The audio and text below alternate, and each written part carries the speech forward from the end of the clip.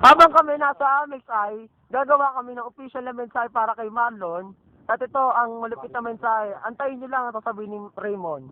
Ting ning ning ning ning ning ning ning ning ning ning ning ning ning ning ning ning ning ning ning. Ting ting si Raymond Bartolay.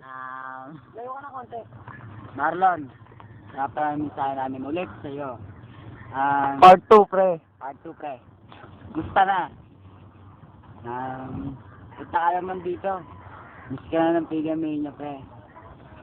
I'm sorry nga po sa sinabi ko, nabigla lang. Dahil lang emosyon. Hindi mo nga.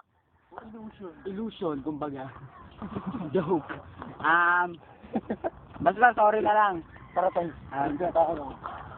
Tapos na. Yun na. Ting ning ning ning ning ning ning ning ning ning ning ning ning ning ning. At susunod na magmensahe ay si Jonathan PJ Beloy. Ting. Bagun. Salita ko. Hi Marlon, I love you. Bye. Wag. Sige, ning ning ning ning ning ning ning ning ning.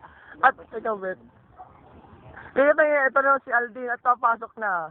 Doon. Patule. What the hell? Fuck!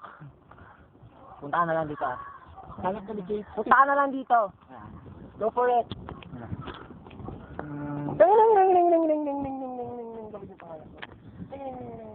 Si Alex Mata naman po ang message kay Marlon. Ako nga pala to. Ay Marlon, ang sinasabi mo kay Mika, I love you, ikay pa ba? Wala lang. Uy, sa June ka pa daw babalik. Huwag ka na bumalik, sabi ko. Headshot, bye-bye. Diyan na po nagtatapos. Hawakan mo. Hawak mo rabbit at ball tayo.